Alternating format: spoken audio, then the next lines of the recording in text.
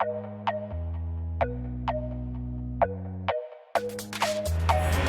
recently we got that screenshot for Assassin's Creed Origins or Empire. It doesn't matter which one, we got the screenshot regardless. If you haven't already seen my analysis of the screenshot, I'll link it in the description so you can go and check that out. But in this video, I'm going to go over some of the information that the dude that actually leaked the screenshot gave us on Reddit. He's since deleted his account, but I didn't cover this information in this screenshot video because I kind of wanted to just go into it and analyze the screenshot. And then wait to see what information came out. And it's been a little while now, and there's no more information. I'm actually making this the day before, making this on a Wednesday. It should come out on a Thursday. So if there's any more information, this video might just be made redundant. I don't know. We'll find out. But we're going to go over some of the information the dude gave us. And it's pretty good stuff. Some stuff we already know, but confirmation nonetheless. So without further ado, let's go ahead and hop into the video. So the first thing that he said is that the Assassin's Creed 4 team is working on this. Of course, we knew Ashraf Ismail being the creative director and Darby McDevitt writing the game, as well as other people possibly involved. But we knew this before, that it was the Black Flag team. But again, this is then just confirming that. And as well, I think that Ashraf Ismail's tweet on Twitter kind of confirmed that further, because he did tweet about this whole thing and kind of shows that he's somewhat involved in it. Not entirely sure, but we do now have a confirmation. We knew already essentially that this was the case, but obviously it's cool to have that confirmation, so now we know that it's the Assassin's Creed 4 team, so that we can understand what direction the game's going in. The next thing is that actually this is supposedly, we've been speculating that it's set during the 5th dynasty of the Old Kingdom in ancient Egypt. You don't really understand how the years work. I mean, I can't really explain because I'm not a historian. I don't really get it, but like, I've looked at timelines and shit. But the reason for this is due to we've now kind of figured out what the objective said, which is head to Canut's villa, and Canut, or I don't know if I'm saying that right, was the queen during the 5th dynasty. She was the wife of Unas, who was the pharaoh at the time, so it all kind of makes sense there, being 5th dynasty, plus, you know, the boat, you know, looks very 5th dynasty, according to what people have told me and things like that. So that's interesting. So I would assume that is probably the case. That would also be around the time the pyramids were only just completed, so they're going to look fucking gorgeous, rather than, you know, the worn down versions we see today. So that's going to be really interesting to see. Pretty much a really good era to choose, I think, for an Assassin's Creed game, just simply because it, you know, it's not completely obscure, because, you know, we've obviously got the pyramids, we're going to have the Sphinx, I would assume, and, you know, things like that, and it's going to be kind of in the height of what was going on. We've got pharaohs and stuff, but it's not so prominent that it's like every history book talks about it, you know. It's one of these kind of ones that's, you know, kind of it's not incredibly prominent, you know. It's not French Revolution, it's not American Revolution, it's not Industrial Revolution. I've been getting these like, you know, turning points in history. It's not that. It's just a point in history where you're setting a game with some cool historical shit in there, and that's the kind of stuff we should get from Assassin's Creed, so that is a good thing. The next thing is the character clearly has a shield, a spear of some kind. I think he's got a sword, a bow, a quiver on his back, of course, and things like that. So there's a lot of weapons showing up in the game, so I'm wondering, how is the combat going to incorporate this shield? Because obviously it's going to be part of the game, because we've seen it in 2 screenshots now, as well as there's obviously a bow. Hopefully works very similar to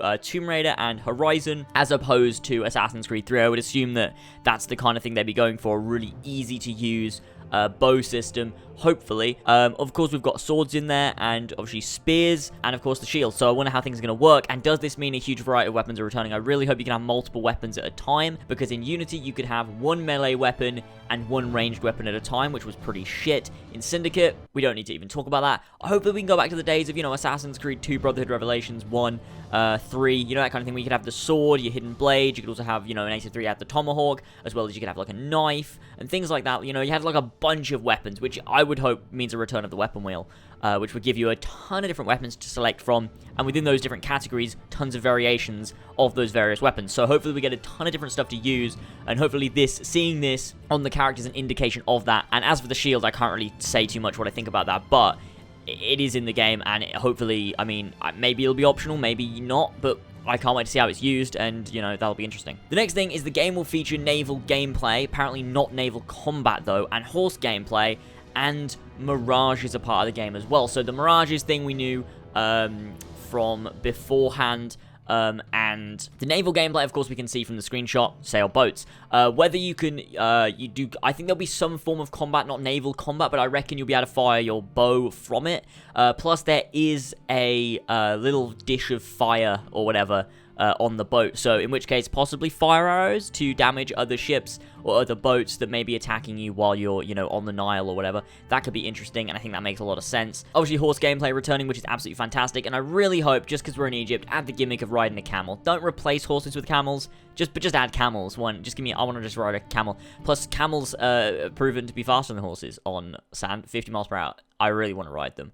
So, there's going to be a target in the game called the crocodile. I know we all made a joke out of it, and I think that it should be a community meme to assassinate the crocodile. But it appears that a lot of people were saying, and Ethan brought it up, and after I made my video, I did really think, I was like, oh shit, yeah, that's true, is that it's probably a code name. You know, we had the bulldog in Assassin's Creed 3 being Edward Braddock, one of the targets we had to assassinate as Haytham Kenway, and I would assume this is another guy, and he's just referred to as the crocodile, which is probably one of your Templar targets, which makes far more sense than assassinating a literal crocodile, which just would not even be an objective at all. The next thing is they talked about smaller gameplay segments taking place in the same setting but different time periods. So I would assume this isn't talking about the modern day, because he did talk about the modern day, but I would assume this means something more like the rifts in Assassin's Creed Unity as opposed to modern day segments, because I would assume he would address that at the time. So I would say that this would be very similar to the rifts in Unity, more so than the rifts in Syndicate, because I think that rift in Syndicate wasn't nowhere near as good as the Unity ones. The Unity ones were way better. Those cool set pieces through those different eras, that was really, really, really fun. And I think going to a place like ancient Egypt, you really need to, there's so many different periods you could have picked, and they picked one for their game, but then they also want to explore these other ones that,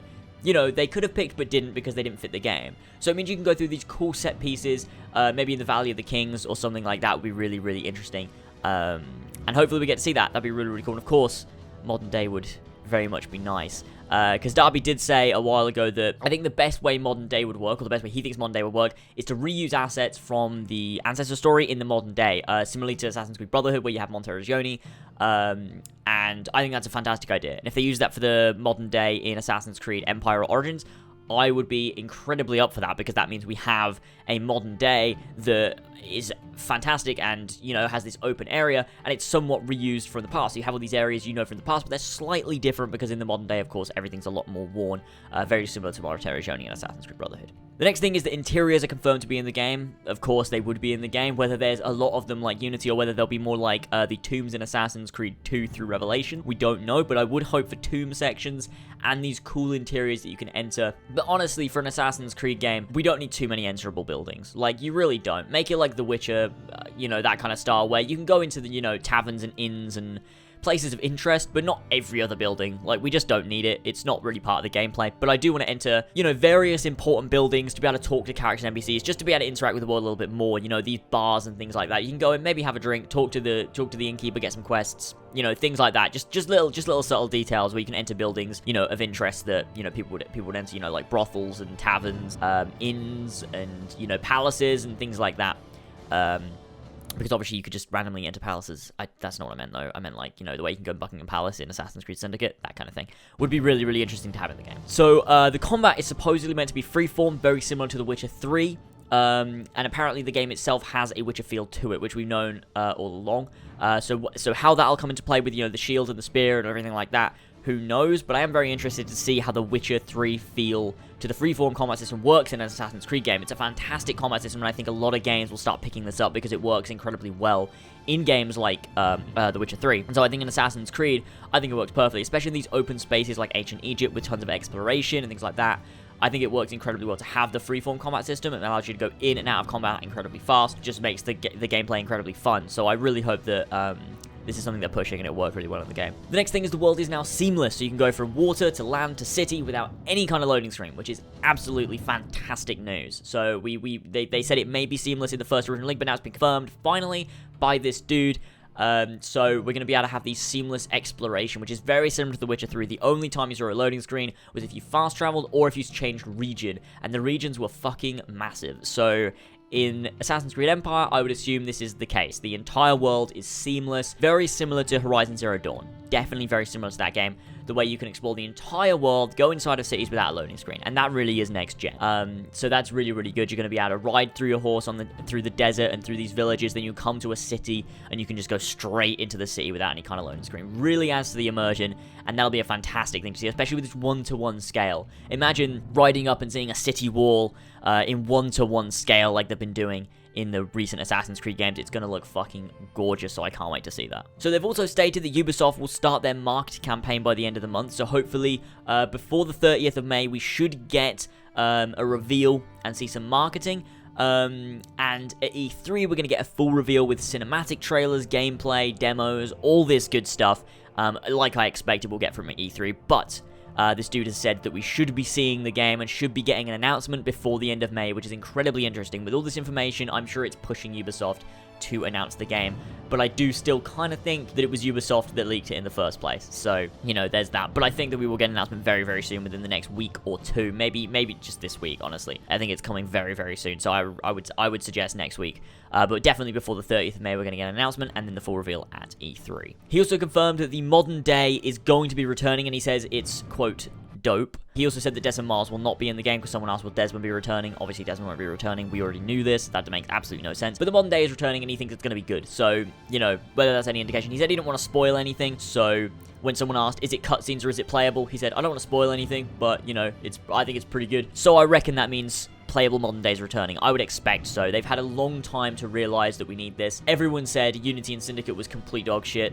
with the modern day. So, you know, I'm pretty sure they've realized at this point, yeah, we need a playable modern day. We really need to bring that back, and I would think that they've done that in this game, so I'm excited to see what comes from that. Game is apparently said to release on PS4, Xbox One, and PC, but will apparently not release on the Nintendo Switch, according to this dude, so I mean, that's understandable. The game looks incredible, and I don't think that Nintendo Switch could hold it. As much as it is apparently a great console for Zelda, and that's it. I mean, I don't think it's going to be able to run games like this. It can't even run Skyrim Special Edition. So I completely understand that they wouldn't be supporting the Nintendo Switch, but definitely, obviously, the PS4, Xbox One, and PC, those powerful systems, it's going to be awesome. I would assume we're going to get PS4 Pro support and Xbox One S support, and I would assume this will be some kind of tie-in with the Xbox One Scorpio or whatever, which is incredibly interesting. I would assume that's a thing that will probably come to pass at E3, and I would assume like, to me, they've always partnered with Sony, other than Assassin's Creed 1, which was Xbox, and Assassin's Creed Unity, which was also Xbox, they partnered with. So I would assume that for Assassin's Creed Empire and Origins, with the release of the Scorpio coming this year, part of me thinks they're going to go with Xbox this year because the Scorpio is going to be huge. So, I mean, who knows? We'll have to wait till E3 to see, but that is all the information we have got so far. There was a little bit more information, but I didn't really want to include it because it's kind of dumb stuff we already know, like the controllable eagle, like that it's a bigger game than Black Flag, etc., you know, things like that. If you want to check out where I got this information from, it was compiled by a Reddit user by the name of, lol, what the fuck is his name, actually, but it was compiled by this Reddit user, so go and check out his Reddit thread. I'll link it in the description if you want to read it, and add your comments to it, or whatever. I'll also link in the description my analysis of the leaked image, and I hope you guys enjoyed. Let me know your thoughts on this information. Let me know when you guys think we're going to be getting a full announcement. I cannot wait to see what's going on and what's going to happen. It's going to be super interesting, getting to see the game and all that good stuff. So subscribe if you want to stay up to date on everything. I'll be analyzing any trailers, images, information we get, bringing it to you guys, talking about it, of course, on Kill Connor Club, and it'll be a really good time. Finally getting to talk to the community. I'll probably live stream when we get new information and new trailers and stuff. We'll probably do some live streams where we can analyze it and talk about it as a community, and that'll be a good time. So subscribe if you want to stay tuned for that. But that is it for now, and I will catch you guys next time. Bye! Leaping from my places, rivers are flowing red. Now we're defying, now we're uniting. Go watching from the skies, these streets are burning up. They're starting fights here, I'm gonna take it to them all.